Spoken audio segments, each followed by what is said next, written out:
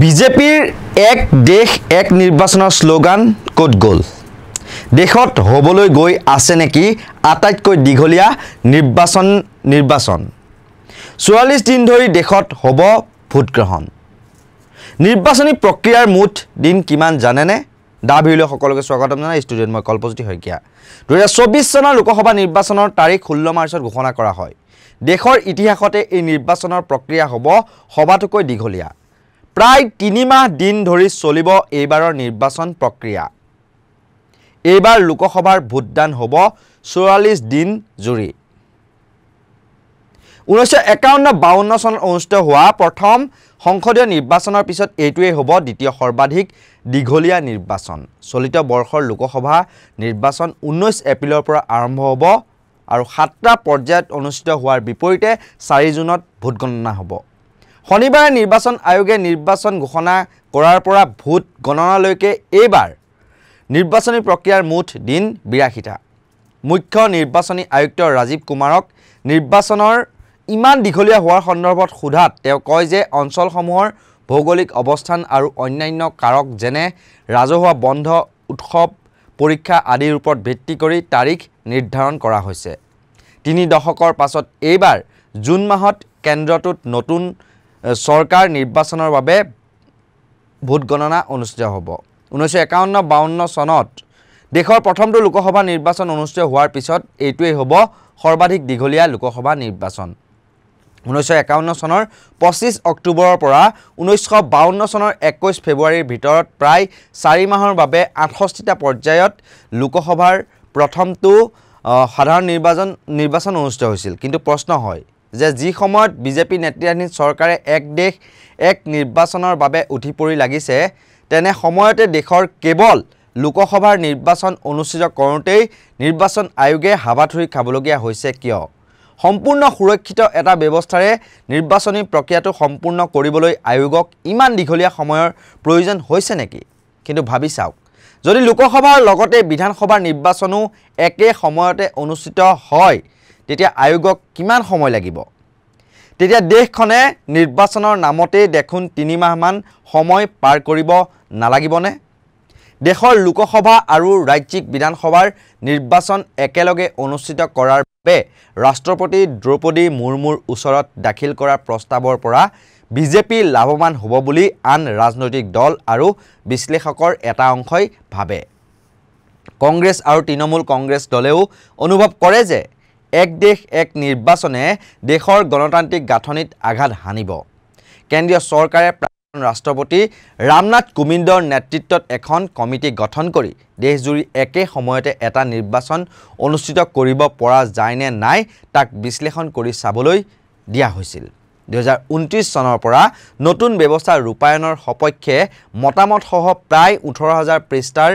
প্ৰতিবেদন ৰাষ্ট্ৰপতিৰ ওচৰত দাখিল কৰিছে সমিতিখনে তাত লোকসভা আৰু ৰাজ্যৰ বিধানসভাৰ নিৰ্বাচন একেলগে অনুষ্ঠিত কৰাৰ পৰামৰ্শ দিয়া হৈছে আৰু সেই নিৰ্বাচনৰ 100 দিনৰ ভিতৰত পৌৰসভা আৰু পঞ্চায়তৰ দৰে স্থানীয় নিৰ্বাচনো অনুষ্ঠিত কৰিব পৰা যাব বুলি কোৱা হৈছে প্ৰাক্তন ৰাষ্ট্ৰপতি কোবিন্দৰ উপৰিও গৃহমন্ত্ৰী অমিত শ্বাহ কংগ্ৰেছ ত্যাগ কৰা কাশ্মীৰী নেতা গোলাম নবী আজাদ বিত্ত আয়োগৰ প্ৰাক্তন অধ্যক্ষ NK সিং আৰু উচ্চতম ন্যায়ালয়ৰ জ্যেষ্ঠ অধিবক্তা হৰিশ সালভে এই কমিটিৰ সদস্য আছিল ৰাজনৈতিক দলৰ সৈতে আলোচনাৰ উপৰিও ভাৰতৰ 4গৰাকী প্ৰাক্তন মুখ্য ন্যায়াধীশ উচ্চ ন্যায়ালয়ৰ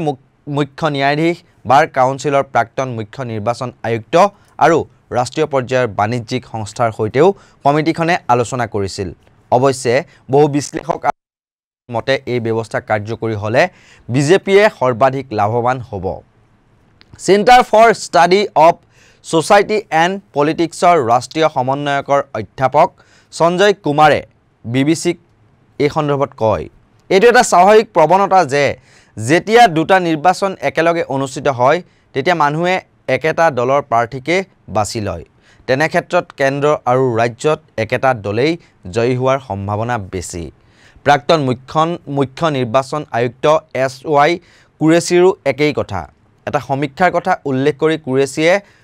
ব্লুমবাৰ্গ সংবাদ সংস্থাক কয় যে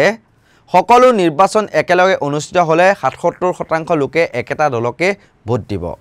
ৰামনাথ কোবিন্দ কমিটিয়ে দেশৰ 67টা ৰাজনৈতিক দলক নিজৰ মতামত দিবলৈ আহ্বান জনাইছিল আৰু ইয়াৰে 47টা দলে ইয়াত সঁহাৰি জনায়